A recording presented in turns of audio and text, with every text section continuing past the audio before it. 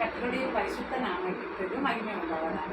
இன்றைக்கு கர்த்தர் நமக்கு கொடுக்கிற வார்த்தை எசேக்கியேல் தீர்க்கதரிசி புஸ்தகம் 37ஆம் அதிகாரம் அதனுடைய முதல் வசனம். கர்த்தருடைய கை என் மேல் அமர்ந்தது அப்படின்னு எசேக்கியேல் தீர்க்கதரிசி சொல்றார். எனக்கு அன்பான என்னுடைய பிள்ளைகளை, கர்த்தருடைய கை அவர் மேல அமர்ந்தவன அவர் பரிசுத்த ஆவியினால் நிரப்பப்பட்டார். பரிசுத்த ஆவியினால் நிரப்பப்பட்ட உடனே அவர் அநேகர் விழுந்து போனவங்களை தூக்கி எடுக்கிற, உலர்ந்து போன எலும்புகளை தூக்கி எடுக்கக்கூடிய ஒரு அபிஷேகம் அவருக்குள்ளே இருந்தது. விழுந்து போன அநேக ஜனங்களை, விழுந்து போன வாலிபர்களை, விழுந்து போன கன்னிகைகளை, விழுந்து போன அநேக ஊழியர்களை தூக்கி எடுக்கும்படியான ஒரு அபிஷேகத்தை கர்த்தர் அவங்க கொடுத்தார். அவரும் தூக்கி எடுத்தார். உலர்ந்து போன எலும்புகள் எல்லாம் உலர்ந்து போன எலும்புகள்லாம் உயிரடைந்தது. ஒரு பெரிய சேனையாயிடுமே அது.